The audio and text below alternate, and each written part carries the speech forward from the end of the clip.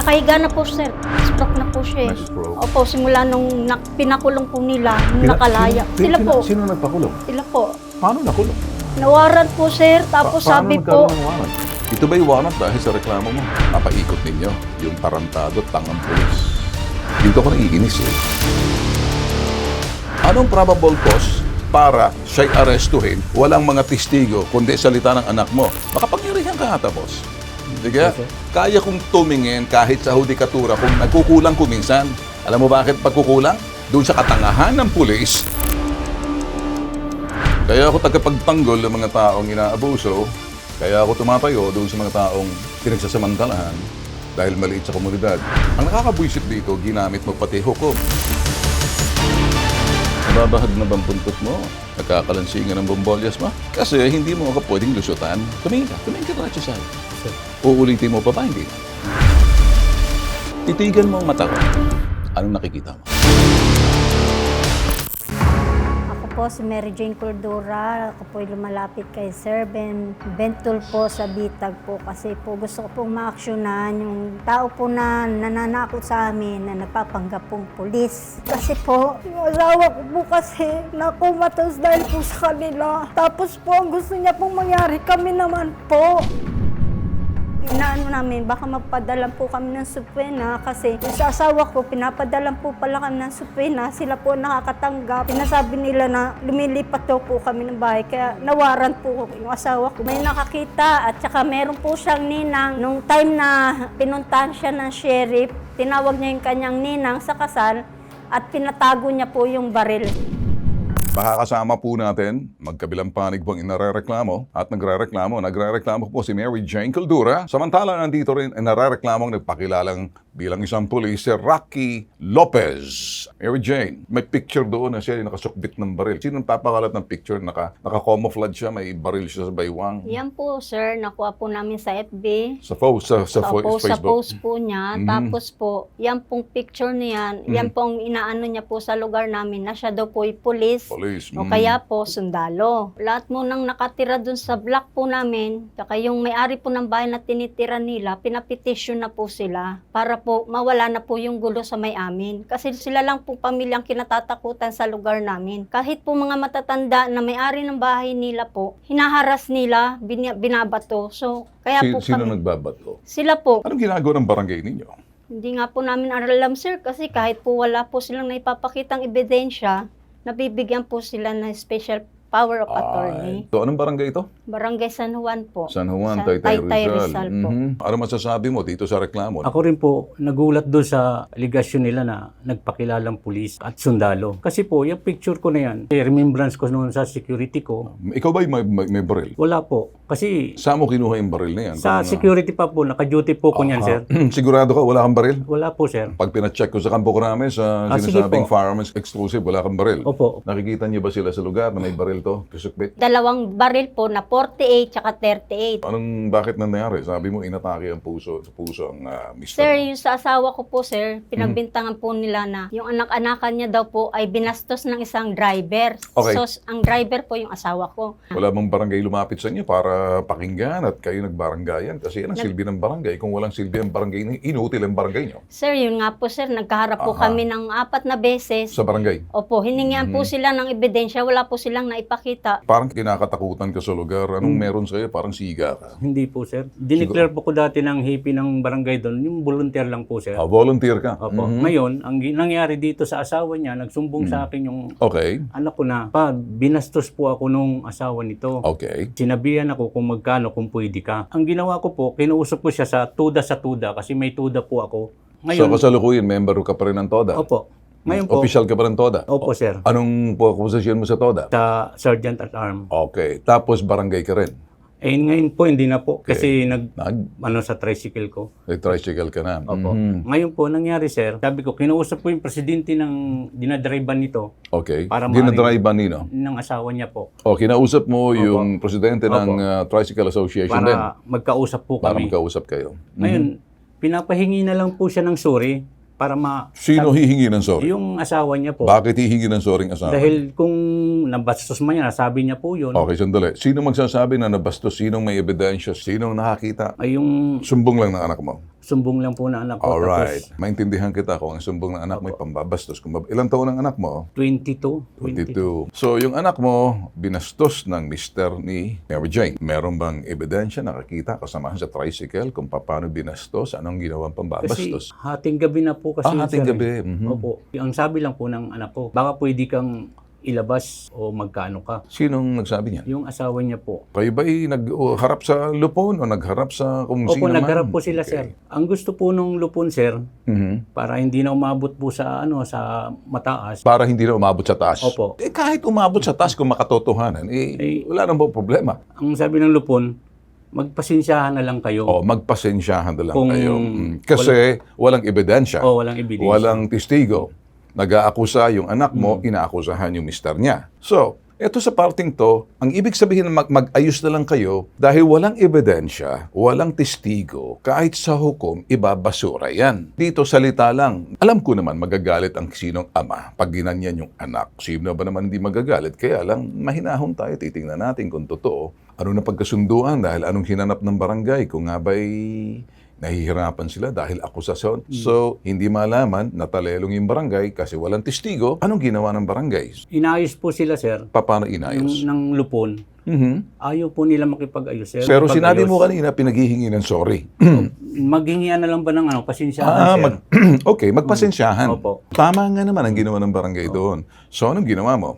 Ay, ang sa akin naman po, muna man po ako eh. Muna man po ako. Okay, magpasensyahan. Opo. Okay. Kaya lang sila po, ang sagot po nila, kahit saan daw makarating, aharap sila. Ang sagot po nila sa lupon. Ang kasawa ko po, kung hindi niyo po kakausapin, sir, hindi po magsasalita. Kaya nga po, ang toda namin nagtaka, bakit at nagal-tagal ng asawa ko sa toda, sila pa lang po nakapagsalita na ng babastos asawa ko. Kasi po, sir, ang asawa ko, kung hindi ka magbabayad, hindi niyo po maririnig yung boses niya. Tsaka maliit na lalaki lang yun, sir. Hindi po Gaano kalaki magagawa. yung mister mo? Maliit lang po siya, sir. Maliit, malaki lang po siya sa akin Okay, konti. okay. Tsaka payat lang po, sir. Alright. Well, sabi mo yan. Okay? Wala kasi yung mister mo rito. Opo. Nakahiga na po, sir. Stroke na po siya. Na-stroke. Opo. Kailan na-stroke? December 3 po, simula nung pinakulong po nila, nung nakalaya. Sino nagpakulong? Sila po. Paano nakulong?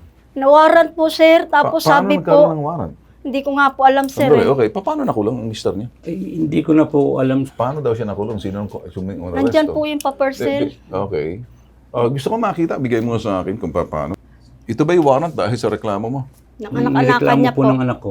Nireklamo ng anak mo. Kung kayo nag-ayos sa barangay, hindi kayo nakapag-ayos, say, magkukorte kayo, ipakikinggan dalawang panig. Dito ako naiinis eh.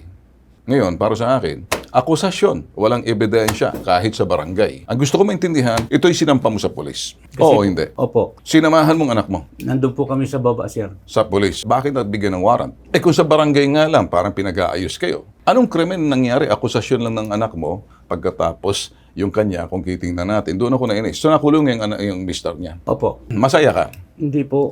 Kasi So nakulong, Hindi sandali. ko naman po alam, sir eh. Hindi mo alam? Hindi ko po alam na Sino ba nagsampa ng kaso? Ang nangyari- Sino nagsampa ng kaso? Ikaw, anak mo? anak ko po. Oh, sinamahan mo? Kasi Sinamahan mo? Opo, Oo, hindi. dinaril ko. Yun. Sila po nagharang sa asawa ko, bumabiyahe po yun. Bumabiyahe, hinarang yung mister mo. Opo, silang mag-asawa po nagharang. Certificate of Yung release from warrant po ang sandali, nagano dyan. sandali. Arrested person under custody, violation of section. Kaya ako tagapagtanggol ng mga taong inaabuso, kaya ako tumatayo doon sa mga taong pinagsasamantalahan dahil maliit sa komunidad. Ang nakakabwisit dito, ginamit mo pati hukom. Ang kakulangan ng mga pulis natin, hindi marunong mag-imbestiga, kaya idediretso sa piskal. Pag natutulog sa pansitan yung piskal, idediretso sa itaas, pagkatapos, hindi na kuminsan yung si hukom naman, dire-diretso magbibigay ng warrant kasi may probable cause. Anong probable cause? Para siya'y arestuhin, walang mga testigo, kundi salita ng anak mo. Makapangyarihan ka ata, boss. Sige? Yes, sir. Kaya kong tumingin kahit sa hudikatura, nagkukulang kuminsan. Inaresto ninyo, kayo pa yung arresting. Ikaw yung narereklamo sa lugar ninyo at pangbubuli sa lugar ninyo. Kung managpetisyon na sa lugar ninyo, kabagong salta nyo, anong pakiramdam noon? Nasisiyahan ka. Nakakainit ng ulo. Wala na akong magawa dahil nangyari na yan. Kung anong bagay na nangyari na, hindi ko na pwedeng baguhin. I cannot undone what has been done. An injustice, yung sinasabing hindi makatarungan dahil lamang sa kapritsyo mo. Maliliit lang sila, nagtitinda ng gulay. Ikaw makapangyarihan, bagong salta. Ni pati yung landlord mo, nirereklamo ka eh. Sino ba tong barangay? Kausapin nga natin dito. Lito Abremonte, Chief Tanod. Yung pong tungkol po doon sa pagka-aresto po nung asawa ng Mary Jane, kapag hindi po nila napag-ayos sa magkabilang panig, dinadala po sa amin dito sa Central. Kami naman po sa peace and order, binablatter po namin sila at ibinabato po namin sila sa ating lupon. Okay, ano ba na pagdesisyonan dito sa kasong ito? Binigyan na po sila ng certification to file action. Anong pagkakilala mo dito kay Rocky Lopez? Ito po, makakakilala niyan, sir, yung aming purok chairman. Andiyan ba ang chairman ninyo? Dito po, O, kakausapin ko. Chairman, magandang umaga. Ano pong pagkakakilala nyo rito sa narereklamo si Rocky Lopez na sinasabi may petition daw sa lugar ninyo, kinakatakutan, siga? Pag nananakot ka doon sa mga tao. Nananakot. Kailan lang po lumipat itong si Rocky Lopez sa lugar po ninyo? Medyo bago lang po yan kasi doon man ang galing sa bandang gitna yan Oh. Sa Block 54. Okay. So, nung dumating sa inyo ka, na kayo ba'y napiperwisyo, may report sa inyo mga tanod ninyo, mga kung sino, patungkol dito, may mga reklamo ba ang mga residente sa kanya na parang medyo lumalabis? Alam mo naman, Kap, ikay isang ama ng barangay, nalalaman mo kung sino yung mga... Yung maraming sa kanya, nagagalit. Maraming nagagalit. Ano pa, Kap? Opo, yung kesa yung kagaya ng misa, may atraso, hindi siya nakikipag-usap sa wala siyang bibig kundi barangay na lang, magpabarangay na lang kayo. Ganun ang lagi yung sinasabi. So, ginagamit ang barangay ninyo sa mga simpleng bagay na pwede man pag-usapan ng mga residente. Ginagamit niya. Anong pakiramdam mo pag gano'n na, Kap, na parang ang barangay nyo piniperwisyo sa mga walang katorya-toryang reklamo? Kaya nga po, yun ang hindi ko maintindihan sa kanya. Bilang purok chairman, lahat ng mo dumalapit sa akin, hindi magkasundo, binibigyan ko po ng endorsement through dito na po sa Central. Narareklamo ba siya ng kanyang landlord at kung sino doon, nagpapakita ng baril o gano'n? Nagpapakilala siya ng pulis o sundalo, may koneksyon? Ganun ba ang nakakarating sa barangay mo? Parang ganun po. Okay. Sa akin naman, di ko nakikita na ang nakakakita siguro sa kanya, hindi malapit sa mga bahay, sa bahay niya. O, siga. Ano sa mo? Napakaamo mo. Nababahag na bang buntot mo? Nagkakalansingan ng bombolyas mo? Kasi hindi mo ako pwedeng lusutan. Tumingin ka diretso sa akin. Opo, sir. Uulitin mo pa ba? Hindi na. Hindi na po. Sisiga-siga pa ba? Uli. Hindi na po, sir. Pag nakaabot ka pa sa akin, isa pa. Ikaw at ako mag-uusap. Kahit nasisilaw ako, titigan mo ang mata ko. Anong nakikita mo? Anong nakikita mo? Tapang po. At saka diretsyo. Hindi ako nagbibiro. Opo, sir. Mayos ka. Ilalarga kita dahil nakalibre ka. Kap! Yes, sir. Pag ito'y nakaabot na medyo gumagawa ng kalokohan, timbrehan mo nga ako. Bibisitahin kita riyan, mag-usap tayo. Apo. Narinig mo ako? Umayos ka. Opo, sir. Ano sasabihin mo rito sa mister niya na nakulong pagkatapos ngayon na stroke dahil sa'yo? Hindi naman po ako, sir, Hindi napakulong. ka. Okay, yung anak mo dahil tarantadong pulis na ginamit mo. Sino bang pulis ang kausap mo rito? Hindi po, wala Hindi po. mo alam? Hindi ko alam po. Sige. Gusto mo rin bang sapitin yung mga ganong klaseng sitwasyon? Na merong mas mahigit sa'yo na magagamit ang pwesto? Pwede ba ako makiusap? Pwede bang tapyasan mo ang yabang mo at pagkasiga mo dahil may hihigit pa sa siga mo? Hindi tayo magka-level. Ako, derecho, maliit ka lang. Huwag mo nang gigipitin. Umayos ka sa komunidad. Okay? Makisama ka na lang. Nagpipigil lang ako. Hindi naman nararapat siguro sa TV. Alam mo kasi ako, nasa dugo namin eh. Kahit si Tul Rafi. Madaling uminit kapag nakita namin. Alam namin ang taong pag talagang dinihado, inabuso mo, tatakbo at tatakbo. At nakikita namin yung nagsisiga-sigaan pagkaharap na kami, kumakalansingan ng bombolyas eh. Yung kabog ng dibdib at nakikita ko mga senyales. Siguro ngayon makikiusap na ako. Pwede ba makiusap? Tutuhanin mo. Ayusin mo na lang to, ha? Opo, sir. Ayoko na makarinig ng problema rito. Parang hindi ka kaya kasi ng kape. Kung mahal mo ang misis mo, mahal mo ang pamilya mo, at gusto mong mabuhay ng tahimik, at huwag kang yung sisiga kasi ang buhay mo magiging magulo at kalbaryo. 3 lang ba hahantungan mo? Isang araw, may gagawa ng isang bagay na hihigitan ka. So, itong hahantungan mo kapag hindi pagamutan, kulungan, at pinakamasahol, libingan. Wag naman. Ako yung nagpapaalala lang sa iyo. Umayos ka. Aayos ka na. Ganito na lang, mag-usap na lang tayo sa baba. At para mag-usap tayo, para maging kaibigan pa kita, ha? Okay? Ito po, nag-iisang pambansang sumbungan, hindi pa po tapos. Sa baba po, pag-aayusin ko to. Tulong at serbisyo, tatak, bitag. Ako po si Ben. Si Bitag. Si Ben. Yung nakasalamin. Hindi duling. Kahit na sa gabi, nagsasalamin. Bakit? Secret. Ilalabang ka. Di ka iiwan. Ito po ang programa, at hindi lang po programa, organisasyon volunteers, the spirit of volunteerism, bayanihan, hashtag ipabitag mo.